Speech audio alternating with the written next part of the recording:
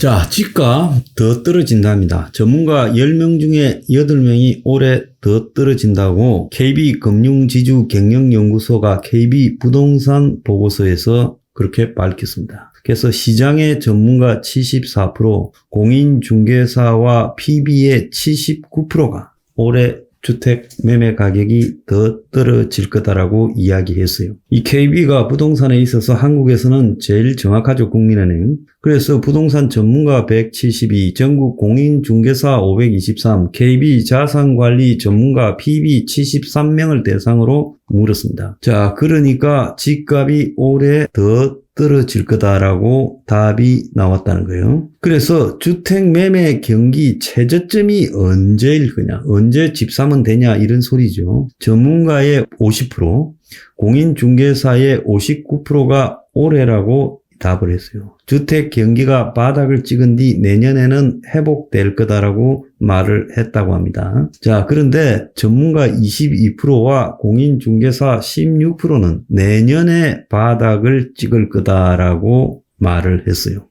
회복 요인이 금리 인하라고 말을 했답니다. 그러니까 이 전문가 수준이 아니죠. 그냥 부동산에 떠들어서 먹고 사는 사람 수준에서 보는 거죠. 그래서 이 실제 부동산에 전문가는 없다라는 겁니다. 자, 현재 부동산 돌아가는 걸로 보거나 부동산 PF나 브릿지론이나 가계부채나 이런 상황을 볼 때, 또 은행의 금융기관의 신용도를 볼 때 실제로 부동산이 바닥에 이를 때는 금융위기가 올 가능성이 매우 크다고 저는 보고 있습니다. 자, 그럼에도 불구하고 올해가 저점이면 그럼 올해 금융위기 온다 말입니까? 아니죠. 제가 볼 때 올해가 금융위기가 오거나 아니면 올해는 저점이 아니다라고 저는 보고 있습니다. 어쨌거나 부동산이 지금 이렇게 되어가고 있는데 이와 맞물려서 지금 징조들이 여러 가지가 나타나고 있어요. 오늘 동아일보 일면에 보면 경매에 넘어간 부동산 급증 5대 은행 10조 원 물렸다라는 기사가 나왔어요. 그래서 최근에 2년간의 경매 물건 2만여 건을 분석해 보니까 지금 5대 은행이 10조 원이 물렸다는 거예요. 그래서 개인 소상공인이 부동산 담보 대출 받았다가 고금리 불황에 이자를 못 내서 경매로 넘어갔고 또 대출 불실로 금융권 손실로 지금 돌아오고 있다. 그러니까 담보를 잡아놔도 결국은 경매 넘어가면 금융권이 본전도 못 건진다는 거죠. 그래서 11억 담보 토지가 3억에 낙찰됐다. 영끌족의 한계 매물, 영끌족이 감당 못하면서 빚내서 집 샀던 것이 지금 경매로 쏟아져 나오고 있다. 그래서 5대 은행의 부동산 부실 채권이 10조라는 거예요. 그 한 예로 보면 한 20대가 2019년 7월 시중은행에서 주담대 2억 4천을 받아서 용인의 아파트 한 채를 4억에 매입했는데 아파트 값이 7억까지 올라 한때 영끌에 성공한 듯 보이더만은 2022년부터 기준금리가 오르고 이자 상환 부담이 커지고 그래서 생활비가 안 되니까 카드사와 저축은행으로부터 추가 대출까지 일으켰다는 겁니다.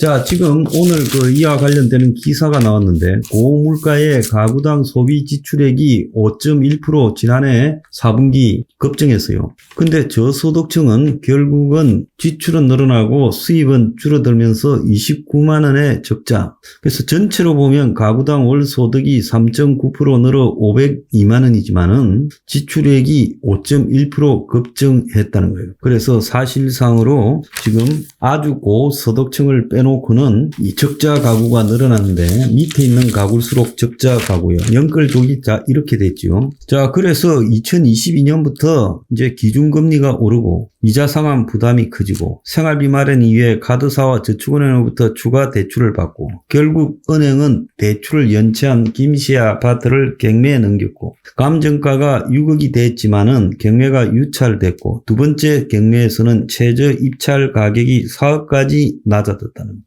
그래서 이런 영끌족들의 부동산이나 영세 자영업자들의 각종 담보로 은행에 맡긴 이 부동산들이 고금리 직격탄을 맞으면서 부동산 경매가 급증하고 있어요.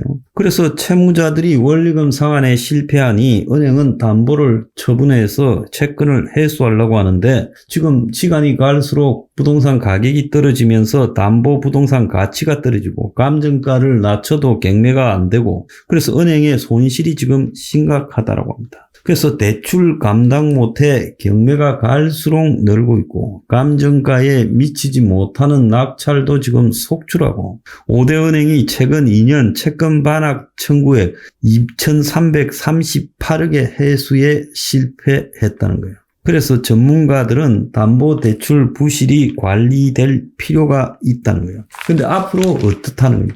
앞으로 한계 매물이 더 쏟아져 나올 거다라는 거고 은행들은 채권 회수율이 절반에 그치고 있다는 거예요. 그래서 지금 올해 집값이 더 떨어질 거라는 추세와 함께 이제 경매로 넘어가는 부동산이 속출할 건데 은행의 손실도 이만저만 커지는 게 아니라는 거예요.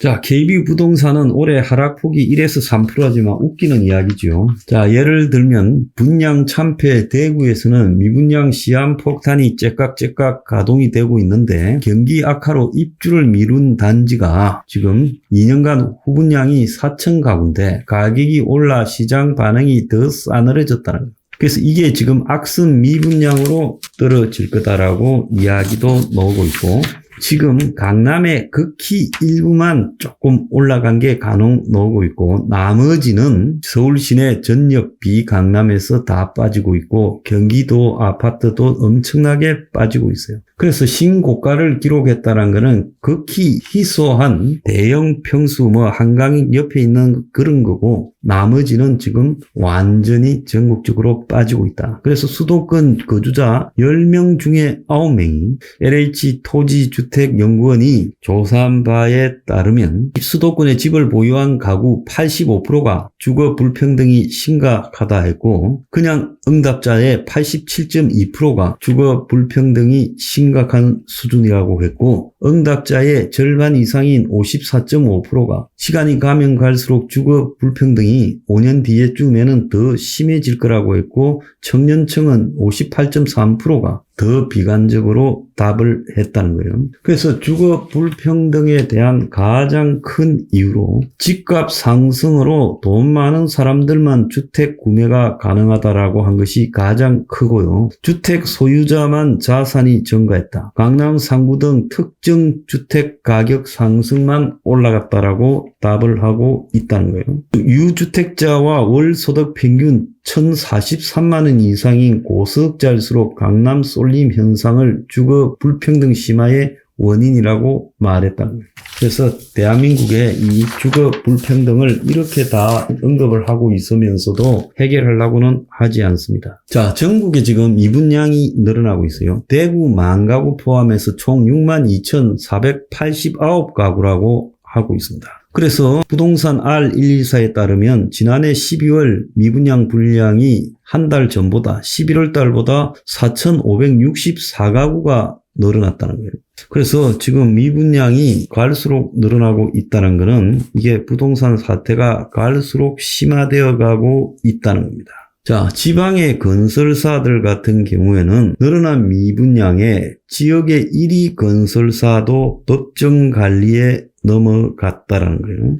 경기도의 선원건설이라고 전체 시공능력 평가 122위 업체, 경기도 상위권 업체도 지금 서울해생법원에 의해서 포괄적 금지 명령, 자산 동결 조치가 내려졌다는 거예요. 인천 부평에 위치한 영동건설도 지금 법정관리 신청을 했고 울산의 1위인 부광종합건설도 포괄적 금지 명령을 받았다는 거예요. 자, 이 영동건설이나 부광건설은 시공능력 평가 1,400억대, 전국 172건의 종합건설사예요. 자, 이 외에도 좀 유명한 건설회사 나성종합건설, 나성산업개발, 세종BK개발도 법정관리를 신청했어요. 그래서 이런 식으로 지금 건설사들이 다 차례대로 무너져가고 있고 그나마 사정이 좀 나은 재벌계 건설사들은 골프장 팔고 리조트 팔고 하면서 버티려고 발버둥을 치고 있어요. 올해 벌써 이제 2달 지났는데 685개 건설사가 문을 닫았어요. 그중에 종합건설사가 79개라고 합니다. 그래서 이 건설사들이 지금 쌓아둔 곳간도 없고 기댈 곳도 없는 데부터 무너지고 재벌계 건설사들도 살아남으려고 발버둥을 치고 있다는 거예요. 자, 그런데 이게 쉽지 않은 게 대출 이자에 그 다음에 허리 휘는 가게 해가지고 이자 비용이 최대 27.1%가 올라갔다는 거예요. 그래서 이 대출이 대다수가 부동산 담보 대출이에요. 고금리 장기화가 되면서 이자가 급등해서 서민 가구가 이 이자 내려고 식료품 지출을 줄이고 이자 지출을 늘리는 그런 상황에 내몰려 가고 있다는 거예요. 그래서 정부가 약발 없는 세제 혜택을 주고 있지만 미분양은 쌓이고 있어가지고 단순히 정부의 지금 세금 감면만으로 수요 유입이 어렵다. 해결책은 가격을 낮추는 건데 이 부분은 지금 안 낮추고 뻗대기고 있다는 거예요.